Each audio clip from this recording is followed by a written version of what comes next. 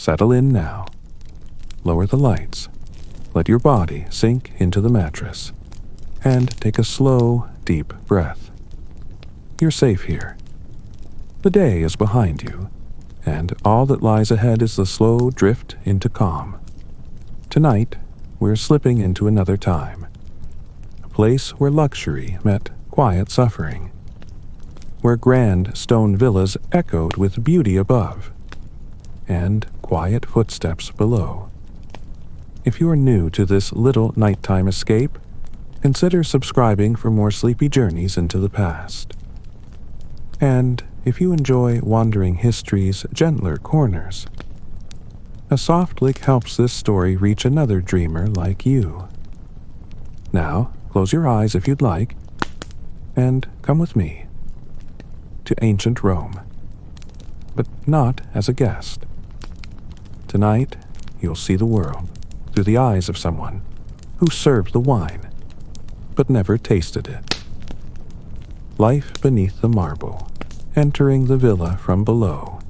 Imagine, if you will, a Roman villa, resting in the warmth of a southern hillside, its white limestone walls glowing under the patient kiss of the afternoon sun.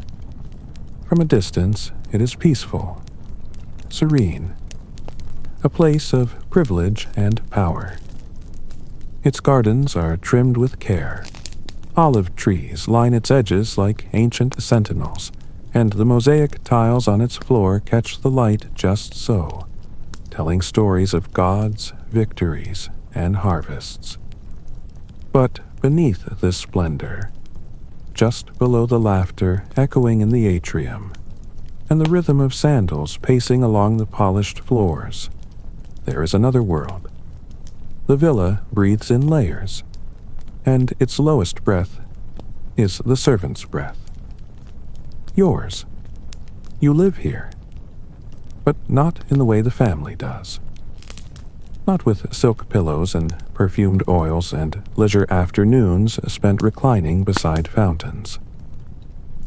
You enter the villa not through the painted arch of the main entrance, but through the back. A narrow doorway, unseen from the road, tucked behind a wall of clay pots and the pungent scent of fermenting fish sauce.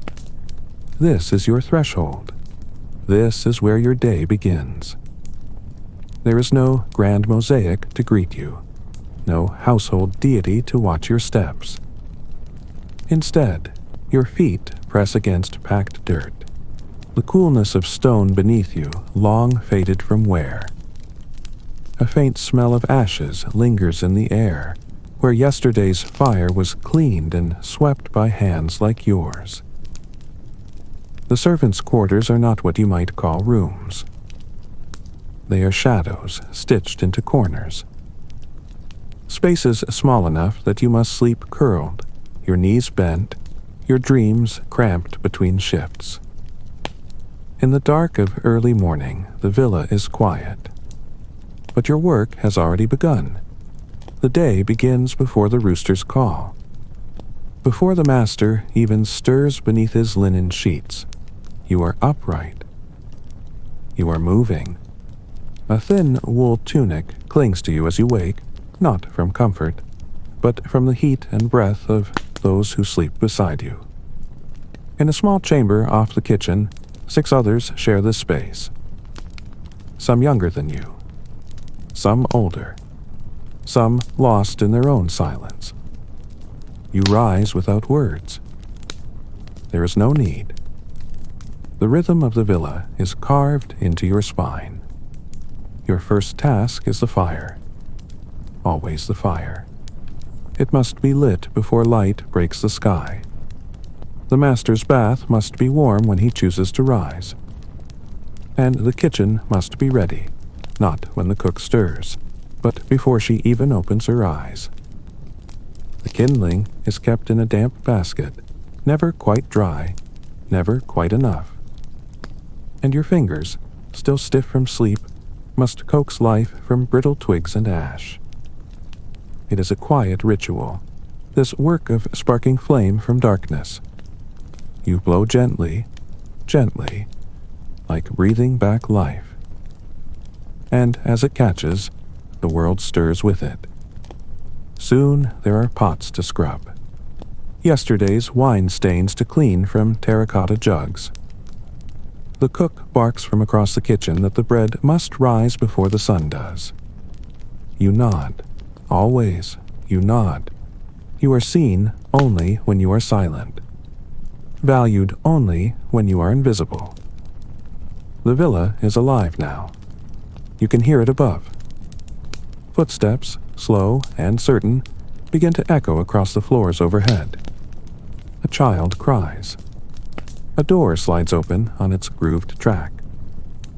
And from the peristyle garden, a dove coos lazily in the distance. But down here, there is no garden. Only the ceaseless demands of the day. You fetch water from the cistern, not from the decorated fountain in the central courtyard, no. You walk outside, down past the stables, where the stonework is rougher, the flies louder. You balance the amphora on your shoulder, your muscles protesting with the memory of the same task yesterday and the day before. No one asks how your back feels. No one asks what you dreamed of. Because to be a servant in this world is not to be asked. It is to be told. Still, as you return with the heavy vessel, you pass by the outer corridor, and you catch a glimpse of the sunlight spilling across the tiled floor above. It is golden. It is clean. It is everything your hands are not. You do not resent it. Not quite. There is something older than resentment that lives in you. Something quieter. You simply carry the water. There is rhythm here. A rhythm that cannot be broken. Not unless something, or someone, breaks. Sometimes you allow your mind to drift. To float above the corridor and the clatter of dishes and the sting of the soap. You imagine yourself as one of the marble statues in the garden, not because they are beautiful, but because they are still. Because they are untouched by hunger, by barked orders, by the chill of a too early morning. You know their names: Diana, Apollo, Venus. You whisper them sometimes, when no one is listening. Not in worship, but in a kind of longing. You were not always here. You remember flashes of another place. A village.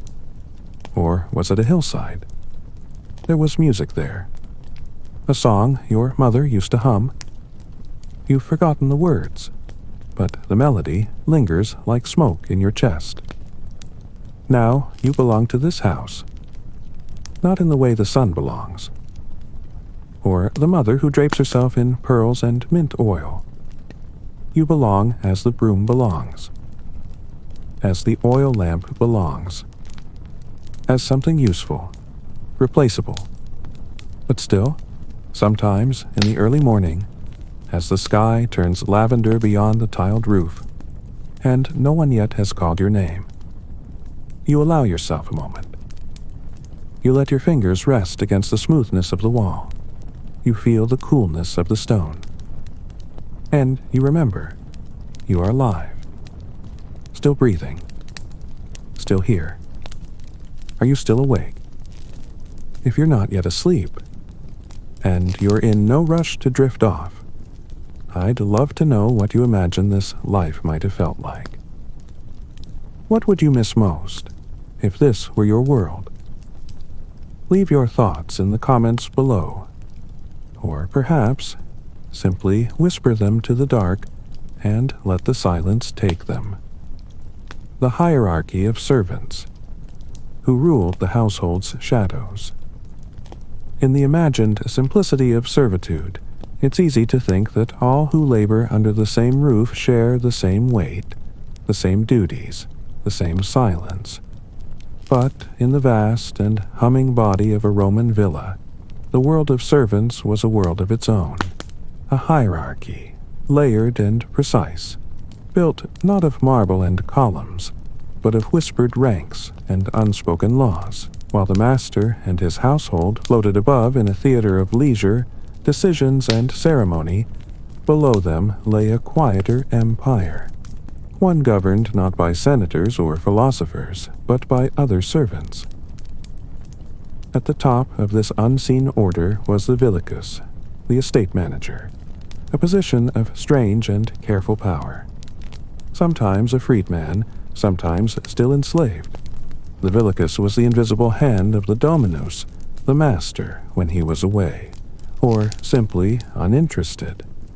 If the master were the sun of the villa, then the Villicus was the moon, absorbing authority, reflecting it downward, shining light where it was needed, but always within the orbit of a larger presence. His was the voice that doled out punishments, reassigned duties, scheduled the work in the fields, and reviewed the yield of the granary. He knew who had stolen figs from the master's garden and who had helped the stable boy conceal a broken amphora.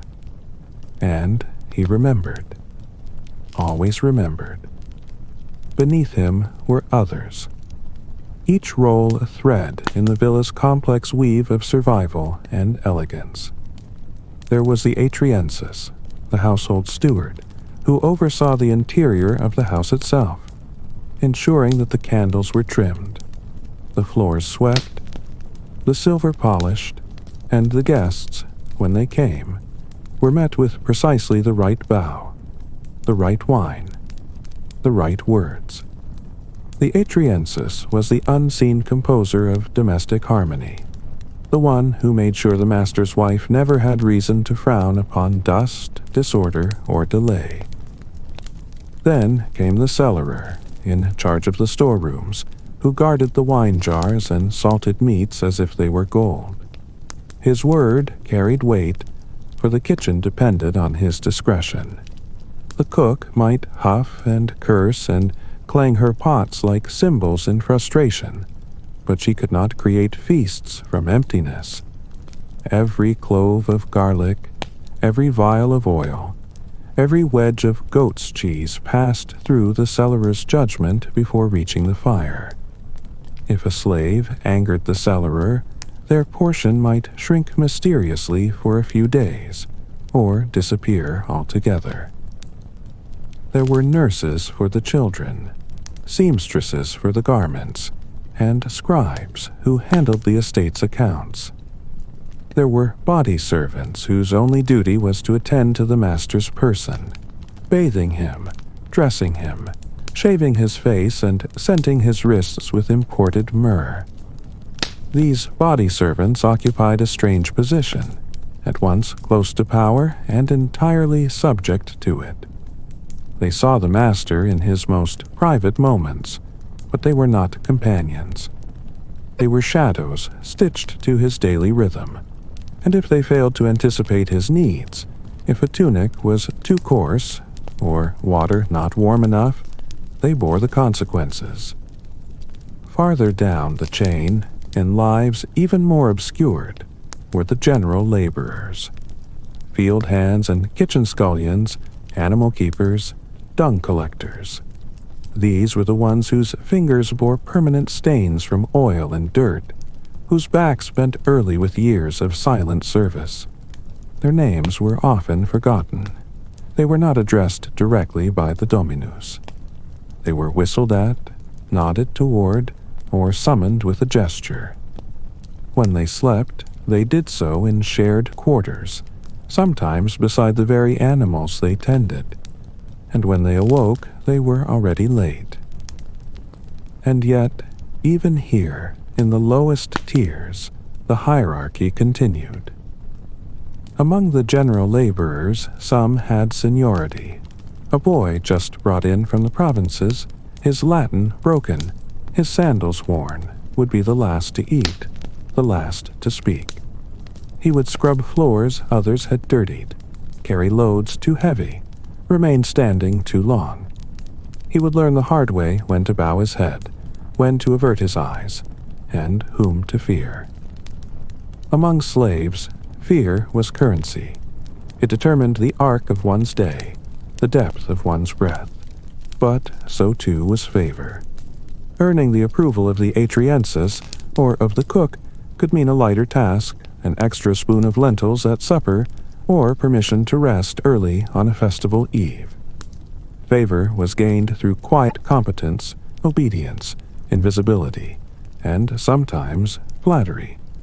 A well-timed compliment, a perfect cup of wine delivered without spill, a garment folded with the crease facing just so, these were acts of survival, not affection. And yet, with all the rules and roles, there was another layer still. A layer of whispered dynamics, of relationships both spoken and hidden. A body servant might be envied by others for their proximity to luxury, but despised in the same breath for the smug tilt of their chin. A scribe, literate and distant, might look down on the kitchen slaves, forgetting that his ink-stained fingers were no freer than their soiled ones. And sometimes, very quietly, two slaves might form a bond. 2 women, 2 boys, an old man, and a younger one.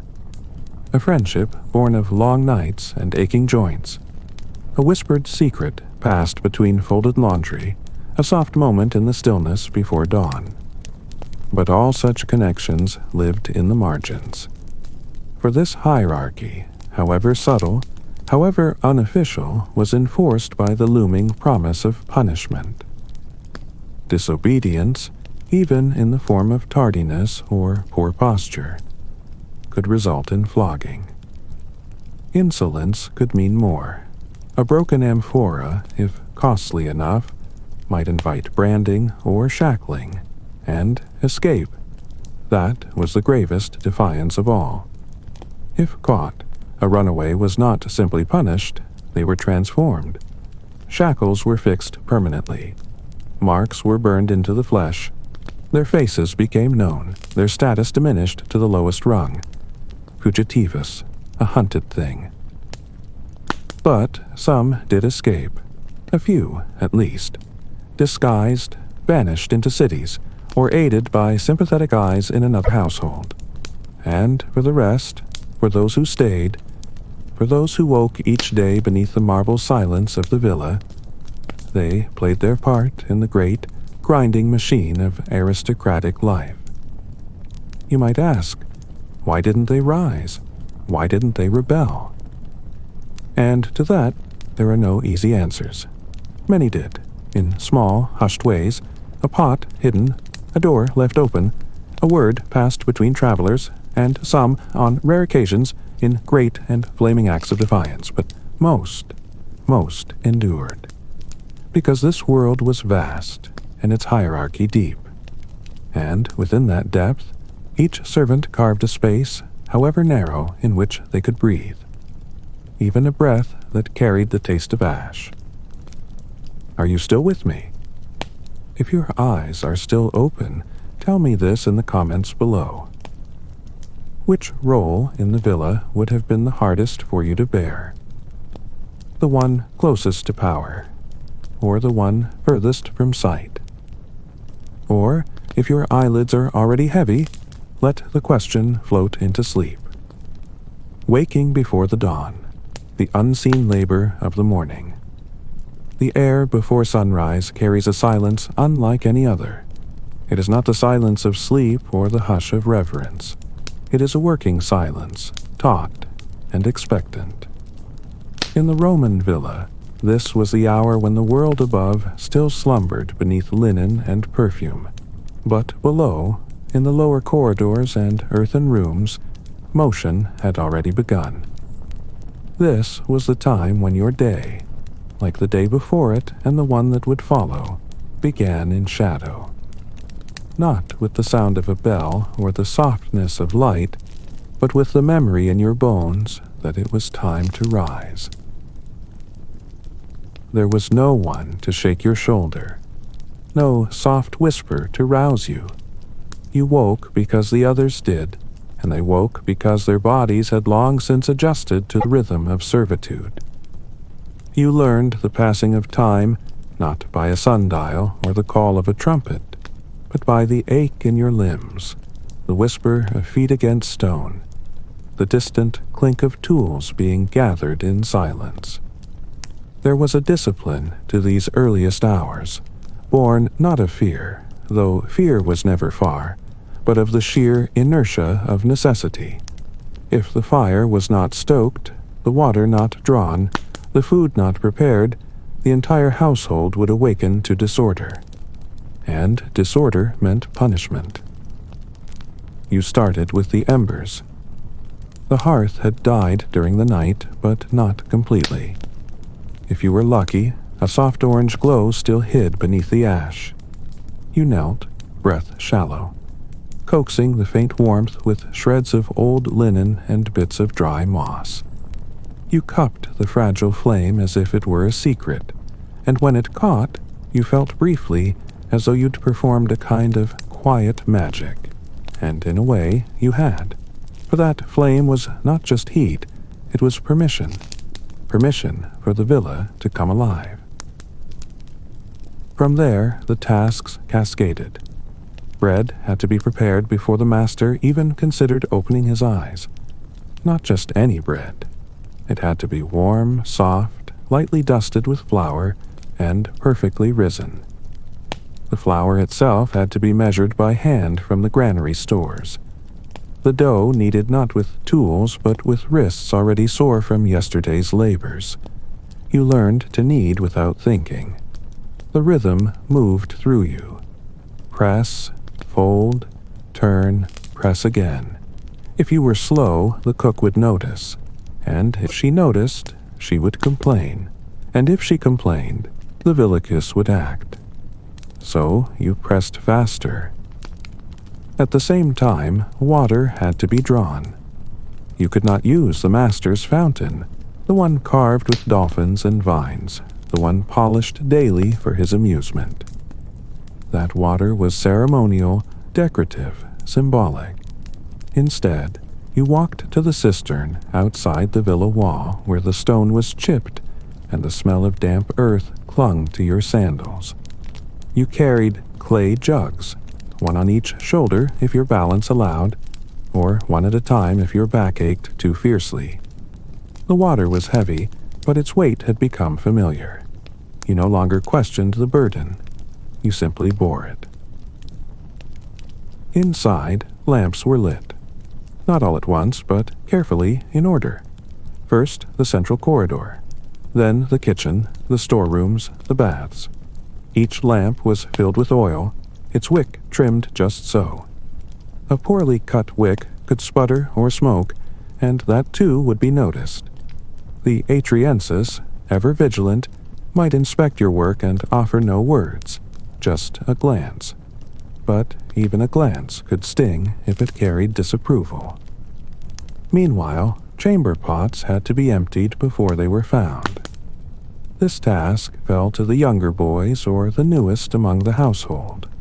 It was not difficult, but it was humiliating. You learned quickly to balance the contents without spilling, to pour them far from the villa, into the soil where nothing would grow. You did not complain. Complaints were a luxury no one could afford. The master's clothing had to be laid out, his sandals arranged, his rings and combs polished.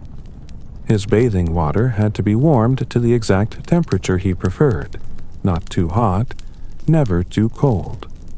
The servant who prepared his bath had to test the heat with their own hands, sometimes burning their palms so that the master's skin would not be shocked. Towels were warmed, robes folded, perfumes set out. If the master stirred early and found these things unready, the entire sequence of punishment would unfold with dreadful familiarity. And all this flurry of movement and attention and silent urgency, occurred before the light of day even touched the villa's highest window. From the outside it appeared calm, quiet, noble, but from within it was a storm of obedience. 1,000 invisible hands arranging the day like the stage for a performance in which they would never appear. If your role was in the stables, the rhythm was no gentler. You would be awake even earlier, long before the smell of baking bread reached your nose. The animals required tending in the dark. Horses had to be fed and brushed, their stalls cleaned before the master chose to ride. The stallion's hooves had to be checked for cracks, leather saddles wiped with care. You spoke to the animals softly, not because they would answer, but because they, unlike your masters, sometimes seemed to listen. If you served in the kitchen, the work was constant. It began in the pre-dawn and would not end until well after the evening's final scraps had been collected. The cook demanded precision. Salt had to be measured in pinches, not handfuls. Meat had to be cut along the grain, not across it. Herbs were to be bruised, not crushed.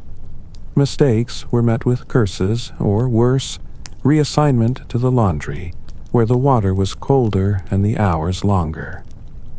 In these early hours, among the servants, few words passed between you. Speech was reserved for essential commands. "There," someone might whisper, pointing toward the unfinished loaf. "Now," another would say, gesturing toward the kindling. Everything else was communicated with glances, nods, familiarity born of repetition. You learned each other's silences. You knew who would arrive late, who would forget the wine, who would spill the oil. You did not need to ask, you could see it in the slump of their shoulders. Despite the fatigue, despite the endlessness of it all, there was a strange kind of pride in getting it right, in delivering a breakfast tray with nothing out of place, in hearing no complaints, in being, for once, unnoticed. Because in this world, invisibility was safety. If no one spoke your name, it meant you had done your job. You would often see the sun for the first time, not as a source of beauty, but as a signal, the hour when the masters awoke, the moment when the real demands would begin. The morning was only preparation. The performance began with their rising. Until then, you remained backstage, adjusting the scenery, tightening the ropes, praying nothing had been forgotten. Yet, in rare moments, just before the door opened, just before the master's footsteps reached the corridor, you might pause. You might look toward the edge of the villa, where light crept across the floor like a shy visitor. And for that breath, just that single stolen breath, you remembered that the sun touched you too. Not because of who you served, but because you were there, still alive, still breathing. And then the bell rang, and the day began. Are you still listening, my friend? If you are still drifting with me, and sleep hasn't claimed you yet, tell me. What would your first thoughts be, waking in that early Roman hour? Would you find a rhythm in it, or would you long for escape? I'd love to hear your thoughts in the comments below. Or, if your eyes are already heavy, just let them close. And imagine the warmth of that morning fire, rising from your hands, into the waiting dark. The master's table, serving without a voice. The master's table stood like an altar in the heart of the Roman villa, a symbol not just of wealth, but of control, of separation, of ritualized power. It was a space where food became performance, where every bite taken by the master echoed through the lives of those who prepared it, carried it, and served it. For you, the servant, this was not a table. It was a stage. And you were never the guest, only the shadow moving behind the curtain.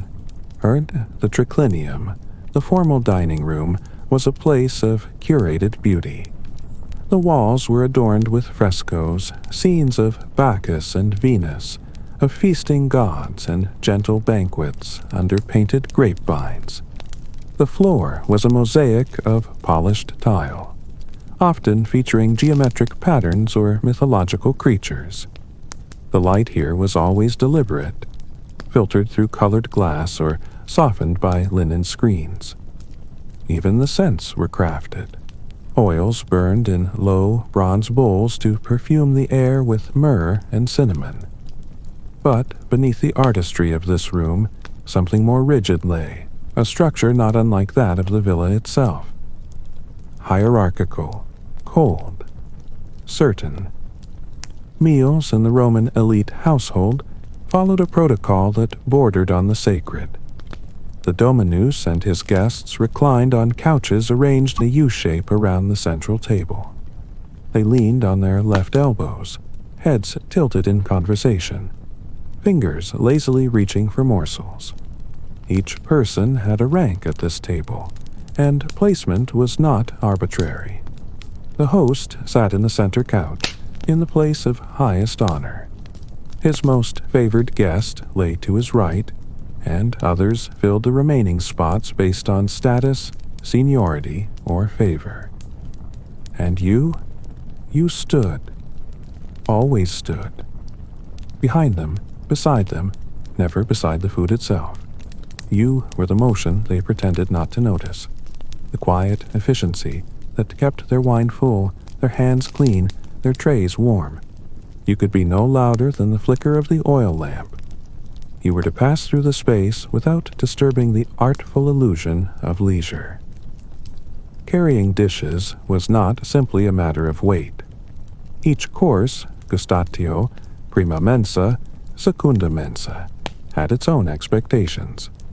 The first course, light and teasing, often included eggs, olives, or a fish-based sauce designed to awaken the palate. The second brought roasted meats, game, elaborate stews. The final, a sweet offering. Dates stuffed with nuts, honeyed cheese, or candied fruits. Between each course, platters were cleared, fingers rinsed in rosewater, the table gently wiped. And each of these tasks fell to you, and those like you, without error, without comment. But it was not only the food. You watched the guests closely, learned their gestures, anticipated their needs. If the master's guest glanced toward his cup, you stepped forward. If a hand lingered too long near an empty dish, you replaced it. If a voice raised in displeasure, even slightly, your entire body froze, not out of fear of that voice, but of what it might signal to the master. To displease a guest was to shame the house, and to shame the house was to invite swift punishment. Even your expression was part of the performance. You were not to smile unless prompted, not to frown, not to look away. You looked past them, through them, never at them. Direct eye contact could be interpreted as insolence, a downcast gaze as weakness.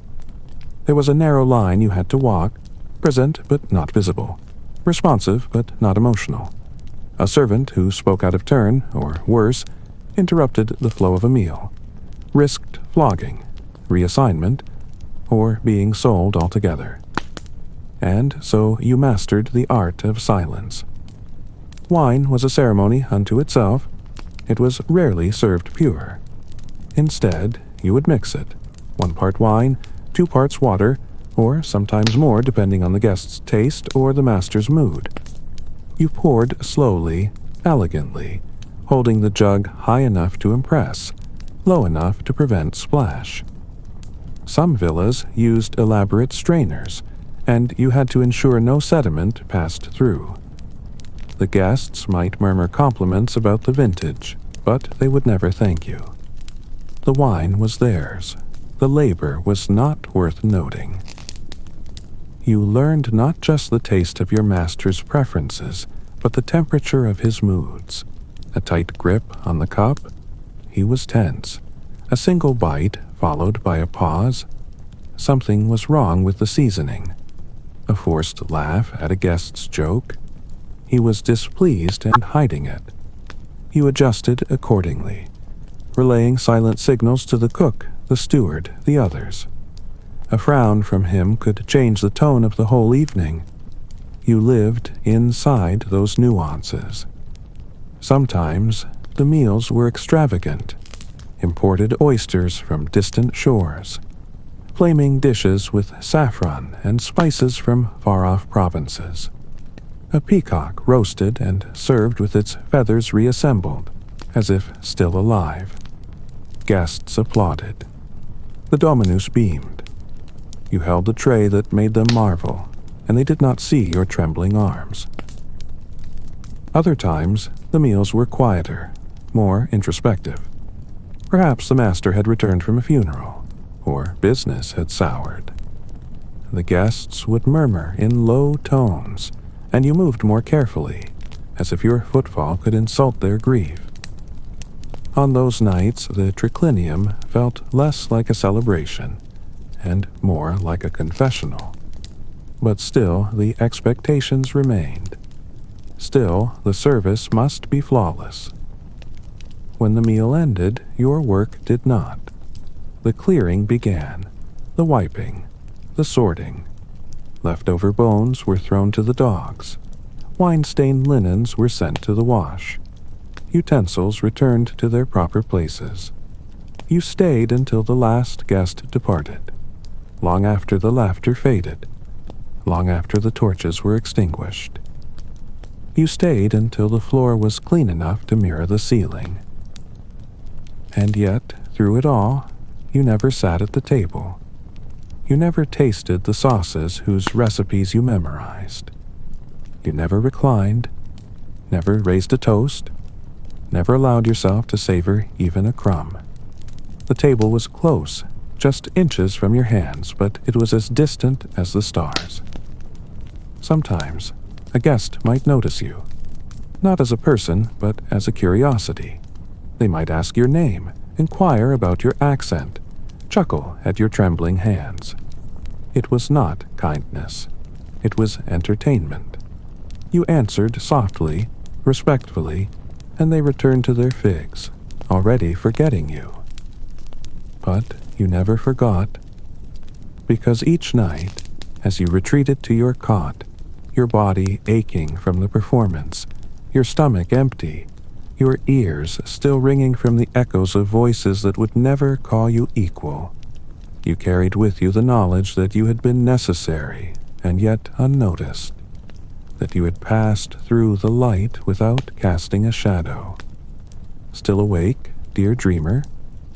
If your eyes are still open, tell me, how would it feel to carry a tray in a room that only sees your hands, never your face?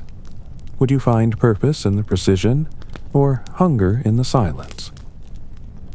Let me know in the comments if your mind still lingers with me, or simply close your eyes, and let the evening's feast fade quietly into dreams. Punishments and powerlessness. When things went wrong, the Roman villa, in all its polished beauty and cultivated grace, was a structure built not only on marble and mosaics, but on obedience. Beneath the grandeur of its frescoed walls and perfumed courtyards lay the quiet machinery of control.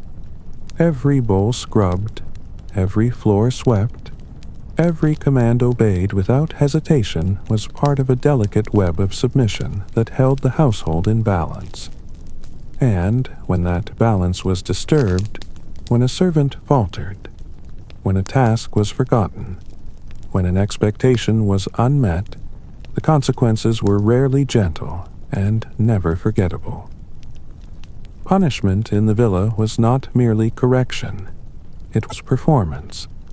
A servant's mistake was not only a disruption of labor, it was an insult to the master's authority, and that authority had to be seen, asserted, and reaffirmed, not just for the guilty, but for every watching eye. The forms punishment took varied, depending on the offense, the mood of the villicus, the standing of the servant, and sometimes the whims of the master himself. For the smallest infractions, a late rise, a missed task, an untidy space, there might be extra duties assigned. Cleaning stables after a full day in the kitchens, hauling water in the rain, scrubbing the mosaics with vinegar and a rough cloth until your hands were raw. These were the mildest forms, and yet they still burned. Worse infractions, however, brought the lash. The whip was not a metaphor. It was a reality. Leather cords knotted or weighted, sometimes soaked, sometimes dry. The punishment was often carried out in the courtyard or the storage yard where the others could see. There was no privacy in pain. A servant might be stripped to the waist, tied to a post, and struck 10, 20, even 30 times, depending on the offense and the cruelty of the hand delivering it. The sounds of punishment were unmistakable. The quick, sharp crack of leather. The involuntary cry, sometimes stifled by pride, sometimes not. The gasps of the younger servants who had not yet learned to look away. The silent trembling of those who knew they might be next. Sometimes there was no lash. Sometimes the punishment was colder, quieter, a meal withheld, a bed removed, a name erased from the roster of duties, replaced with only one word, latrina. The latrine, you would be made to clean it by hand, again and again, until the message was absorbed through your skin. You are beneath even your tasks. There were collars, too. Iron bands fitted around the necks of those who had attempted to flee, or who were suspected of theft or disobedience. These collars bore inscriptions etched into the metal. Teneo me ne fuga, hold me so I don't flee. Some were fitted with bells, so their movements would betray them, their shame made audible. A servant with a collar was no longer just a laborer. They were a warning. Worse still were the brandings. These were permanent. Letters burned into flesh, forever marking the bearer as a criminal, a runaway, a rebel. The brands varied by region, by household, by custom, but the meaning never did. You belonged to someone, and your body bore the proof. Often they were seared onto the forehead, where no tunic or scarf could hide them. The pain of branding was immediate, but the aftermath was longer. Infection, fever, the slow peeling of skin, and when it healed, the stigma remained. Even among other servants, you were marked. Even among the powerless, there were hierarchies. You might think the worst punishments came from violence, but sometimes they came from dismissal. To be sold was to be severed. If the master grew weary of your errors, or embarrassed by your behavior, or simply bored, he could send you away. Not with ceremony, not with warning. One morning you were told to prepare a parcel. One tunic, a cup, a single coin if you were lucky, and then you were gone.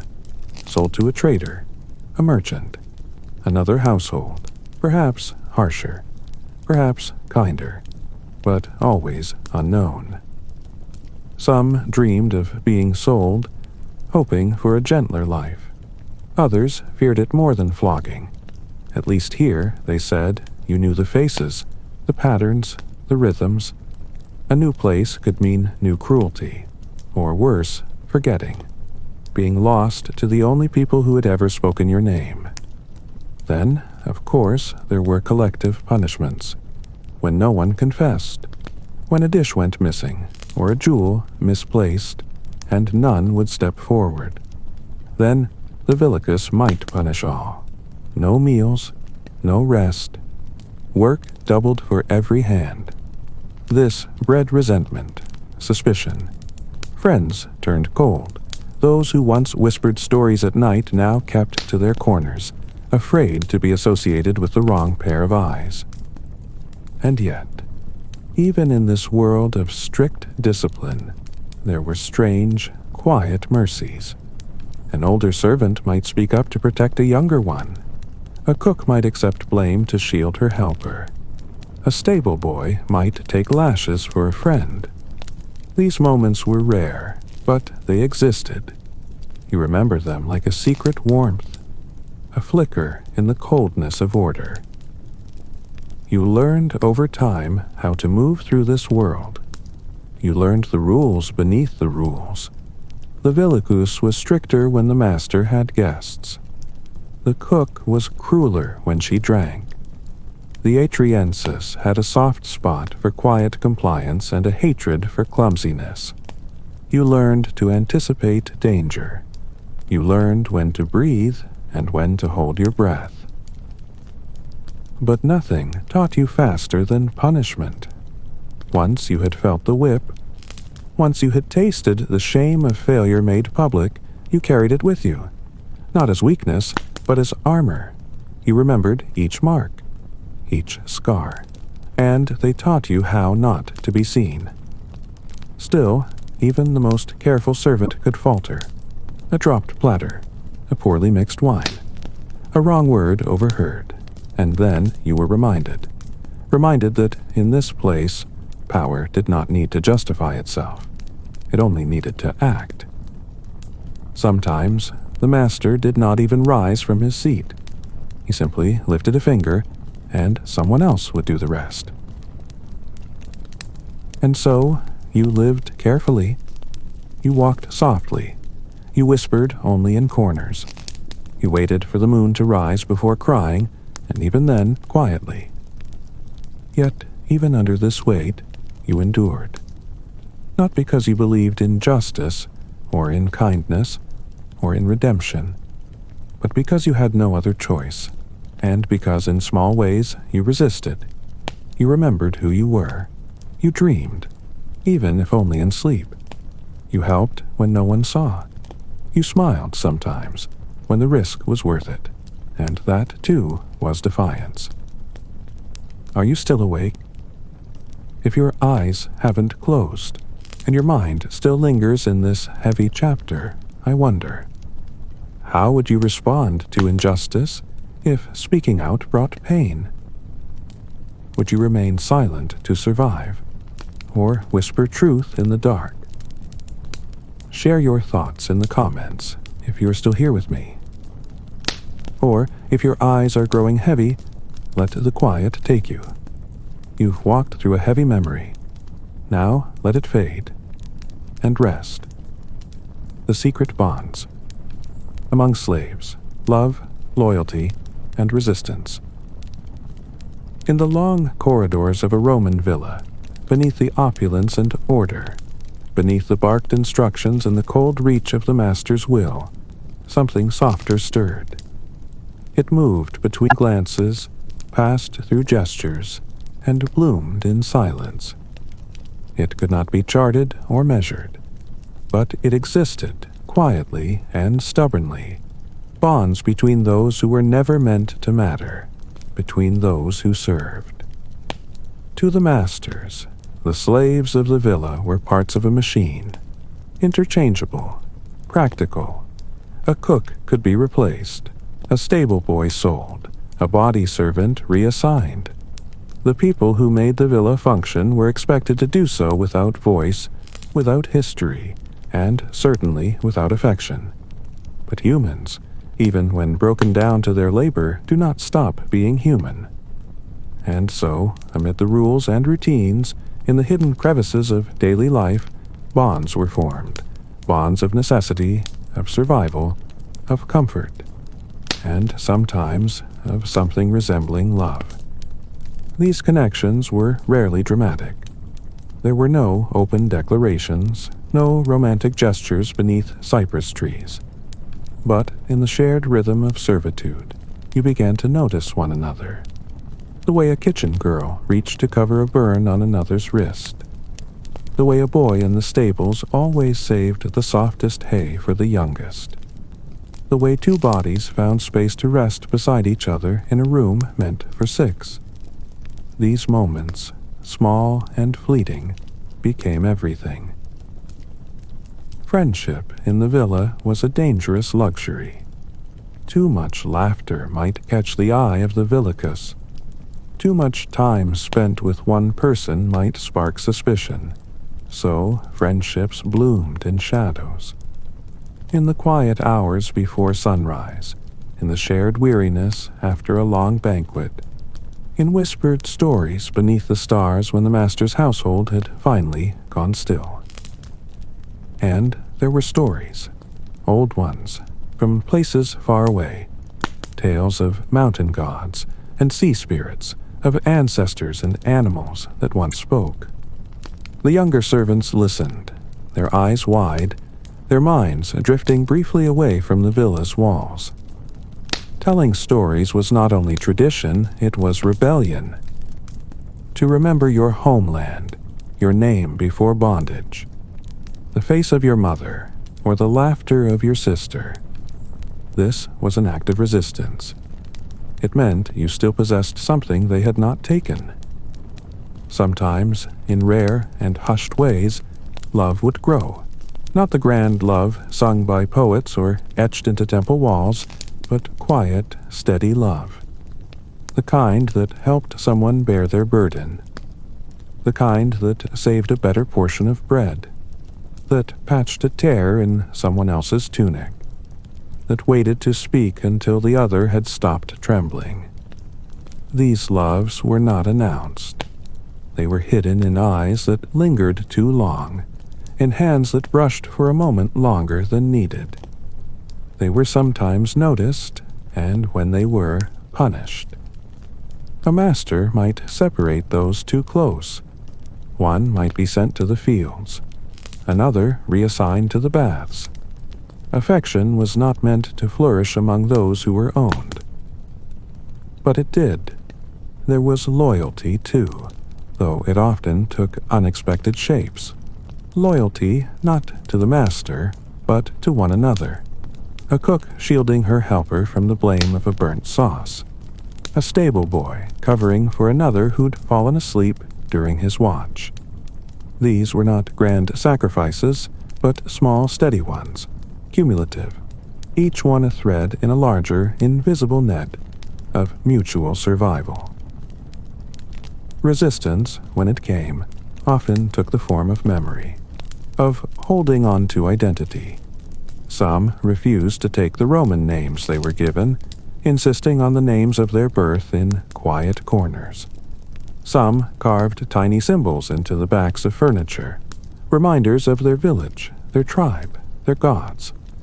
A line scratched into a wall, a symbol etched beneath a table. A song hummed with a rhythm no Roman would recognize. These were rebellions not against whips or chains, but against erasure. And sometimes resistance was sharper. Food spoiled on purpose. A garment sewn imperfectly. A lie told to the Atriensis about a misstep that had never happened. These acts were dangerous. If discovered, they carried punishment. But they were not pointless. They were reminders. I still choose something. Even when everything has been taken, even when your name, your labor, your future are owned, you can still choose defiance. Among servants, grief bound many together. When someone died, of fever, of exhaustion, of an accident, there was no ceremony, no funeral procession. The body might be taken away quickly, the space they left filled just as quickly by another, but the grief remained. And in that grief, shared and quiet, new bonds formed. A hand on a shoulder, a night of silence, a memory passed on. He always hummed when he worked, someone might whisper. She had a way of making even lentils taste good. These soft eulogies were all they had, but they meant everything. Children, too, formed their own worlds. The young ones, born into servitude, had no memory of freedom, but they had games, made-up songs, races around the columns when no one was looking. They learned early who to trust, which adult would sneak them a fig. which corner of the villa was safe to cry in. They grew up fast, too fast, and yet, for a time, they laughed. There were jealousies, too, rivalries. Not all bonds were tender. When food was scarce, when favor meant lighter duties, servants could turn on one another. Betrayals happened, lies were told, and trust, once broken, was slow to heal. In these moments, the villa reminded you of its nature, that even among the powerless, power still shaped behavior. But despite the fractures, the bonds remained. They had to. Without them, the life of a servant in a Roman villa would be unbearable. These small connections, the offered crust, the soft word, the knowing glance, were lifelines. At night, in the cramped rooms where you rested, you sometimes found yourself side by side with those who had once been strangers. Now they were your family, not by blood, not by law, but by endurance, by the sheer fact of survival. You had seen each other at your lowest. You had shared hunger, pain, laughter, silence, and in that, something sacred was born. Are you still awake? If your thoughts are still floating gently in the dark, I wonder, which kind of bond would mean the most to you in a world like this? Would it be a quiet friendship, a deep loyalty, or the hope of a whispered love? Leave a thought below if you're still with me. Or let your breathing slow, and let these unseen threads of connection carry you gently into sleep. The baths and the filth. When cleanliness wasn't for everyone. To the Roman elite, cleanliness was not merely a matter of health or decency, it was an identity. It was the polish on a life of refinement, the mark of sophistication, the fragrance of superiority. The great public baths of the empire, and the private baths nestled within the walls of lavish villas, were temples to this ideal. They were places where senators and philosophers, matrons and magistrates, could recline in steam, be scrubbed by servants, and emerge glistening with oil and pride. The master of the house bathed daily, sometimes twice. His guests expected the same. His wife, his children, even his favored freedmen enjoyed the luxuries of warm water, soft cloth, scented unguents, and skilled hands attending to every detail of their bodily care. But you did not bathe like the master. If you were a servant in his villa, you did not step into marble tubs or lay on heated stones. You did not have oil poured over your shoulders while gentle hands scraped it away with a silver strigil. You did not breathe in perfumed air while listening to music echo softly from mosaic walls. Your body, so essential to the labor of the household, was allowed no such indulgence. Cleanliness was expected of you, but it was not provided. You began your days covered in ash and ended them soaked in sweat.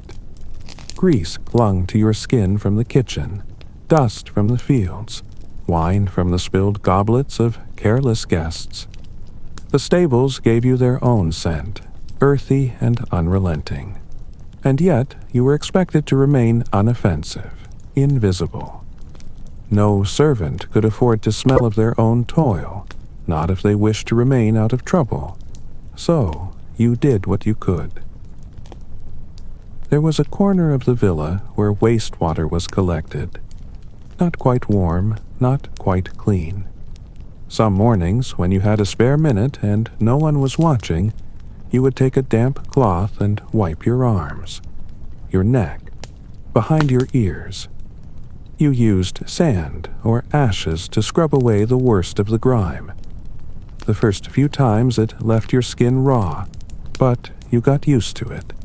You began to feel proud when you could present yourself with fewer smudges, less sweat.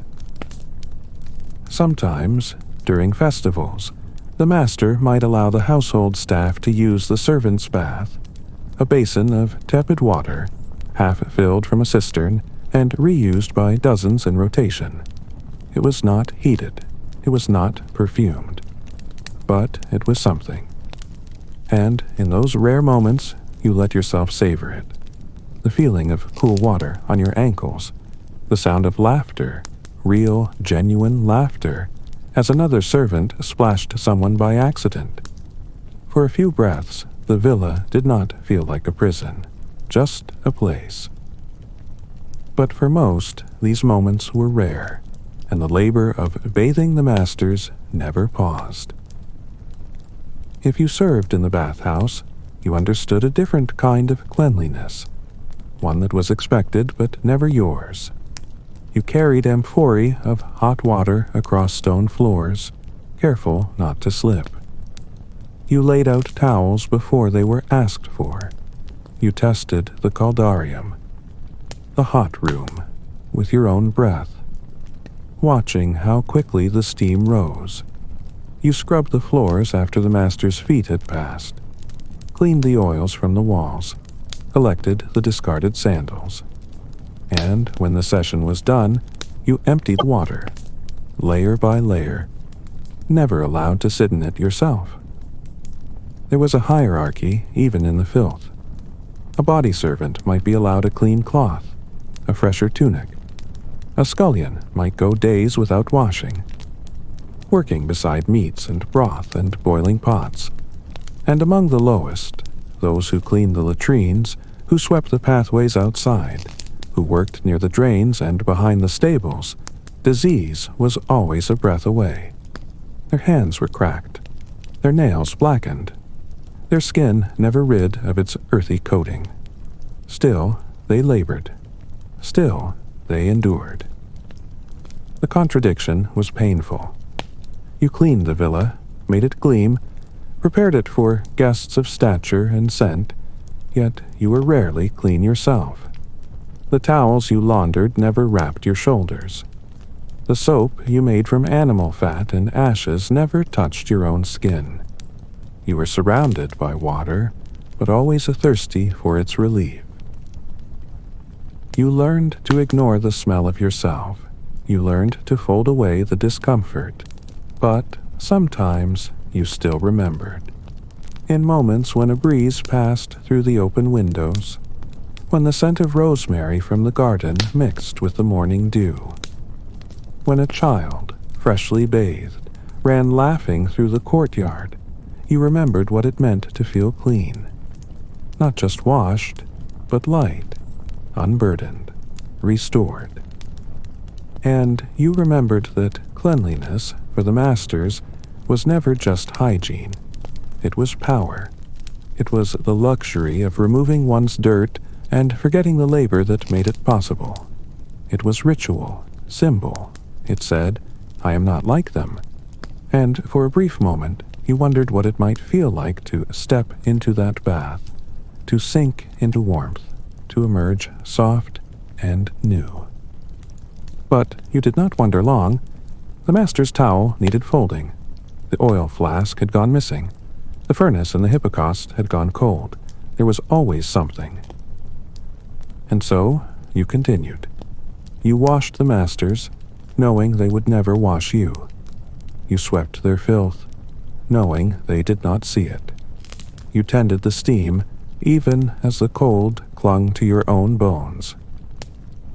Are you still with me? If you are still drifting through this tale, let me ask, what would be more difficult to bear? The labor itself, or the denial of comfort that came with it? Let me know if you're still awake. And if not, let the steam and silence of the baths carry you away, somewhere clean, somewhere soft, somewhere free. Festival days and false freedoms. There were days in the Roman calendar when the villa seemed to exhale, when the relentless rhythm of labor softened, if only slightly, and something like celebration floated faintly through the air. These were the days of the festivals. Saturnalia, Lupercalia, Floralia, Dies Natalis, days dedicated to gods, to seasonal change, to empire, to memory, and on such days the villa transformed, not into a place of equality, never truly that, but into a theater of suspended roles, of painted masks, of rituals where the chains were not broken, merely wrapped in ribbon. Toot. As a servant, you felt these days approaching long before they arrived. The master's mood would shift, lightened not by generosity, but anticipation. The household would buzz with preparations, not for rest, but for spectacle. Garlands ordered, figs ripened, lamps oiled, wine selected and diluted, then rediluted for the weaker guests. The table would be extended, the couches aired, torches placed where twilight would catch them. Guesses were expected, songs rehearsed, dances whispered about, then practiced in secret, so that if a master asked, there would be no clumsy refusal. And still, you worked. If anything, the days before a festival were heavier with labor than most, for beneath the surface of Roman festivity was a deep and ceremonial control. Everything had to appear effortless, which meant that you and those like you had to bend twice as hard. But then, the day itself would arrive, and something changed. In the great dining hall, laughter would ring louder. Wine would be poured more freely, and among the servants, for the briefest of moments, there was permission to smile, to speak, to rest, perhaps, for an hour. Some masters allowed their slaves to feast after the guests had gone. A smaller meal, always. Cold meats, thick bread, wine diluted far more than it needed to be, but still a meal, shared, not served. And in that meal, you tasted something rare. Not fullness, not even pleasure, but recognition. That you were seen, if only faintly, as a human being. During Saturnalia, the most famous of Roman festivals, roles were sometimes deliberately reversed. The master might serve the servant, or pretend to. He might play the fool, wear a servant's cap, make jests about his own authority. But it was never real. You knew this. Everyone did. The reversal was theater, allowed and contained. No power was surrendered. It was lent, like a robe, and taken back by dawn. Still, the ritual had power, not because it changed the hierarchy, but because it reminded everyone that the hierarchy could, in theory, be changed. That even the dominus must acknowledge the labor upon which his leisure rested. That even the most distant matron must accept a cup from the hands of the woman who dressed her daily. There were other festivals, too, days of games, of gladiators, of sacrifices. You were rarely allowed to attend, of course, but you heard the stories. You listened to the children of the house chatter about parades, about masks and flame jugglers, about the scent of roasted boar in the forum. You watched from the villa gates as musicians passed by, drums echoing against the hills. And in the moments when no one watched, you danced, just a little, just for yourself. On certain feast days, manumission ceremonies were held. A slave might be freed in public, his name called aloud, his hand placed in the master's and then in a magistrate's. He would receive the pileus, the soft felt cap of liberty, and be marked as libertus. Sometimes you watched this with pride, sometimes with envy, and sometimes with silent resolve. Someday, though you knew that most would never taste it. Children were especially joyful during festivals. They were excused from their studies, given small coins, allowed sweet cakes wrapped in fig leaves. If you served in the nursery, this meant more work, but also more laughter. Their joy was infectious, unguarded, and in their games you found small relief, You spun tops. You played guessing games. You lifted them high until their giggles filled the courtyard. Their joy was real, even if fleeting. Among the servants, there was often quiet celebration. Not loud, not open, but real. A song hummed low as bread baked. A ribbon tied in the hair. A shared fig from the master's discarded tray. A joke told while sweeping. A gift, perhaps, a carved bone comb. A small painted stone, a shell smoothed by the sea. Tokens. Proof that, in the shadows of labor, something human endured. But always the celebration ended. And always the return was abrupt. The day after the festival was often the harshest. The villa, once blooming with light and wine and music, would feel sullen.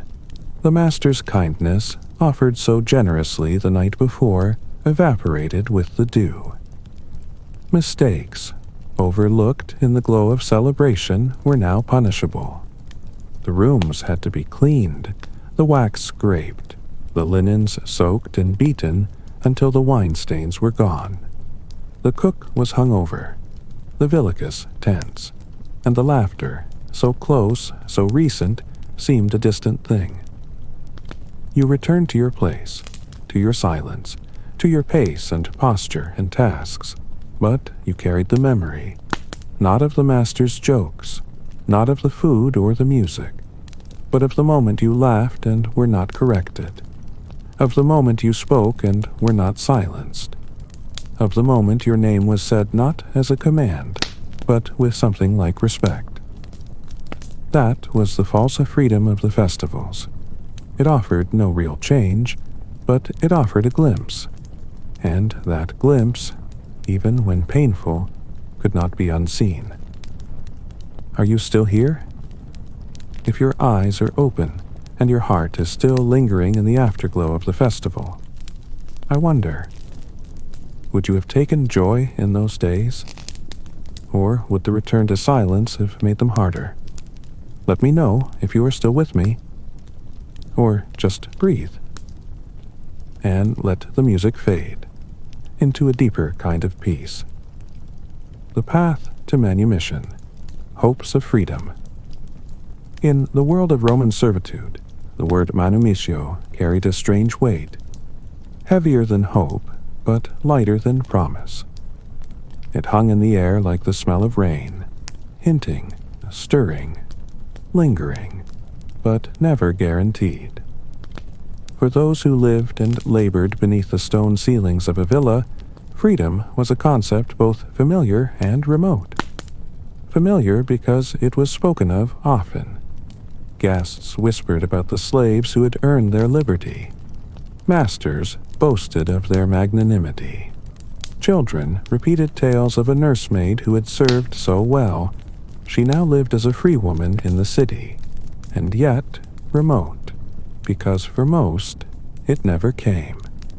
To be born into slavery was to inherit a life of obedience, but to be born into it under Roman law was not to be entirely without avenues. Rome, unlike many civilizations before it, had formal mechanisms by which a slave could be freed. And so the path to manumission existed, not wide, not smooth, and never straight, but present. And for those who walk the corridors of power without ever touching it, that path became something more than legal process. It became myth. It became meaning. You may have heard it first as a child. Whispers between older slaves as they scrubbed the walls of the triclinium. Lucius was freed after 30 years, someone might say. He bought a shop in Ostia. Sends letters now. You listened.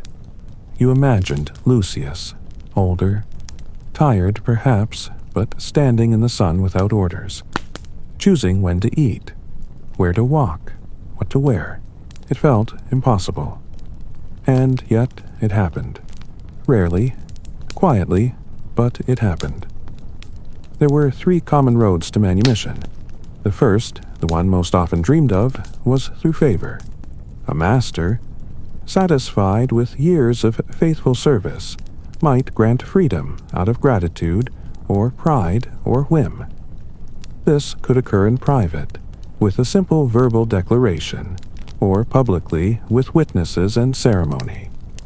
In the public act, the master would place his hand upon the head of the slave and announce the manumission before a magistrate. Sometimes a symbolic staff, a vindicta, would be touched to the slave's shoulder, and with that, you were no longer property. You were a libitus, a freedman, no longer bought or sold, no longer owned. But not quite equal. A freed slave was still bound in many ways. You owed your former master a kind of loyalty called obsequium. You might still work for him, still serve his household in some capacity, and if you failed in these duties, your freedom could, in rare cases, be challenged. Your name might change. Your rights were partial. You could not hold the highest offices. Your children, though, if born after your freedom, would be Roman citizens, full ones. And that, more than anything, was the promise that lit the eyes of so many. Not for me, but for them. The second path to manumission was purchase. Some slaves were allowed to earn small amounts of money, peculium, either through extra work or gifts. A body servant might receive a coin from a generous guest. A scribe might be permitted to do copying for neighbors. A cook, renowned for her dishes, might be hired out. Over years, these coins gathered slowly, like drops in a jar, and when the amount equaled the slave's market value, they could offer it to their master in exchange for freedom. This method was more common among urban slaves, those with skills, access, visibility. In the villa, it was rarer, but not unheard of. You might imagine the secret stash of coins, hidden beneath a floor tile, counted each night, whispered over like a prayer, not spent, even in hunger, because every coin was a step, a foothold on the cliff's face, a path out. The third road was through the master's death. If he left instructions in his will, naming slaves to be freed upon his passing, then manumission would follow. Sometimes this was done out of sentiment, sometimes strategy. A dying man might choose to appear generous in his final hour, hoping to secure legacy, affection, or forgiveness. But this freedom, too, was not always clean. If the heirs resisted or challenged the will, your manumission could be delayed or denied. And so, even as you grieved, or pretended to grieve, you waited. You waited to see if the promise would be honored or buried alongside him. Yet, even if freedom came, it was not escape. A freedman lived in the echo of his past. People rarely forgot. You were known as the one who had been. Your speech, your posture, your habits, they betrayed you. You might own a shop, but still bow too quickly. You might wear fine clothes, but wash your own floor. You were free, and still marked. But, for all its complexity, freedom remained a fire that burned quietly in the hearts of many. Not because it guaranteed ease, but because it offered choice. The choice to wake when you wished, to walk without permission, to write your own name. Some slaves, even within the villa, held on to this hope with quiet fervor. They served more diligently. They pleased the villicus, earned small privileges, watched the master's moods like astrologers read the stars. A kind word might earn favor. A perfect service might spark notice. They became efficient, silent, near invisible. They adapted not just to survive, but to ascend. And sometimes it worked. A boy who served the master's son might grow to be his confidant. A woman who cared for the mistress's children might be rewarded with manumission once the children married. These stories, though few, spread like wildfire. Repeated, embellished, believed. Others took a different view. They scoffed at the idea. Freedom granted is still a leash, they would say. If he can give it, he can take it. These were the quiet rebels, the ones who did their duties, but never sought favor, who carved messages in the walls, who kept the names of their ancestors on their lips, who never called the master Father. Their resistance was not in hope, but in refusal to believe that the system could ever be just.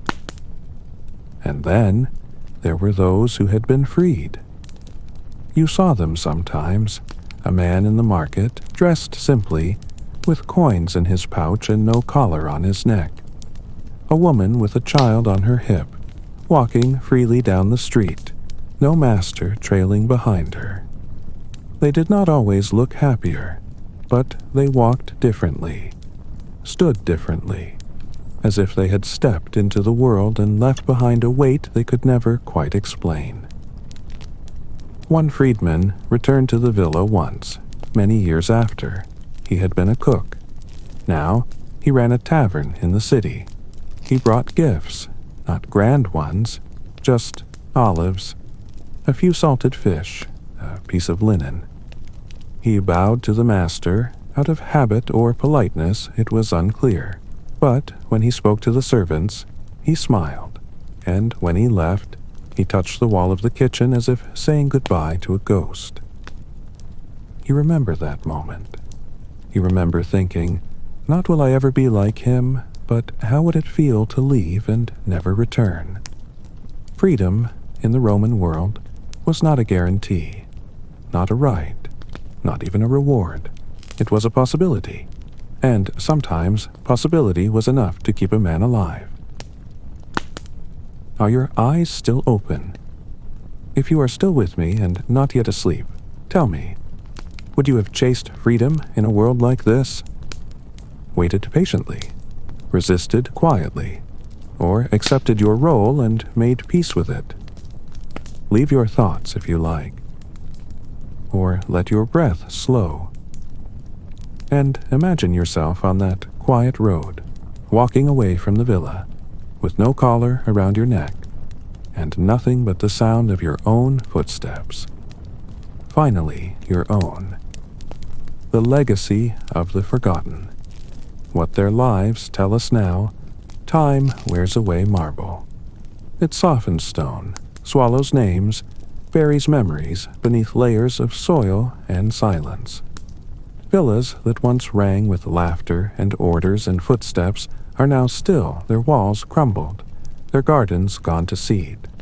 The mosaics that once told tales of myth and triumph lie broken under centuries of dust, their colors dimmed by wind and rain. And yet, something remains. Beneath the ruins, under the frescoes, and beneath the cisterns, archaeologists have found traces, not just of the masters who owned the land, but of the ones who worked it. Shards of simple pottery, an iron key, scraps of cloth, matted with time, a child's wooden toy, a wall marked with a name scratched in haste or hope. These fragments do not belong to emperors or senators. They belonged to the invisible, the ones who cooked the food, who carried the water, who lit the lamps. The Roman world was built on systems of power so vast, so normalized, that the existence of millions of enslaved people barely registered in the written histories of the day. Their names were rarely recorded, their stories unspoken, and yet, without them, nothing would have functioned. The senators could not have debated, the armies could not have marched, the villas could not have stood. The truth is, the servants built the world. And while their hands shaped it, their presence was deliberately erased. Even today, when we visit the remains of Roman estates, we admire the architecture, the artistry, the symmetry, We marvel at the opulence, imagine the lives of the elite, wonder what it must have been like to dine beneath painted ceilings and bathe in carved stone tubs. But few pause to wonder about the others. The woman who mixed the plaster, the boy who hauled the bricks, the girl who changed the oil in the lamps each night and folded the master's robe, the man who served at table for 30 years and never once tasted the wine he poured. Their stories did not end with their deaths. They lived on, carried by bloodlines, by customs, by whispered songs passed down and adapted, translated and lost and found again. They lived in the legends told by grandchildren, in the careful way someone cuts bread, in the rhythm of work passed from one generation to the next. Some may have found freedom. Some may have disappeared into the faceless crowd of Rome. Some may have died with no name and no marker. But all of them, each of them, left something behind. And now, centuries later, you and I sit here quietly, and we remember them. Not the way they were remembered in ledgers and inventories, but as people. People who felt the sun on their backs. Who dreamed of futures they might never see. Who loved and suffered and helped one another in silence. Who endured. And perhaps that is the greatest legacy. Not what they built, but what they proved. That even under domination, dignity can survive. That even in the most restricted of lives, there is room for kindness, for resistance, for laughter, for love. So, if you ever find yourself walking through the remains of a Roman villa, and your fingers brush a cold stone wall, remember, the hands that laid that wall may never have had their story told, but they mattered. They mattered more than history would ever admit. And now, in this quiet moment between us, you've helped bring them back. Conclusion. If your eyes are still open, let them soften now. Let your breath grow deeper, slower, like waves on a silent shore. You've walked far tonight, through corridors of power, across tiled floors, through kitchens and stables, baths and gardens, through shadows and flickers of light. You've worn sandals that weren't your own. You've tasted the rhythm of a world long gone, but not entirely lost. Thank you for traveling with me. If you found comfort in this story or in this voice, consider leaving a quiet sign for others, a like, a subscribe, or a comment below. And if you are still awake, I wonder, what stayed with you most from tonight's tale? Was it the silence of the servants, the scent of the kitchen, the whisper of freedom? Tell me, if you wish. I read every word. But now, let the past settle. Let your thoughts drift gently toward stillness. There is nothing more to carry, no more to serve. You are here. And here you are free. Good night.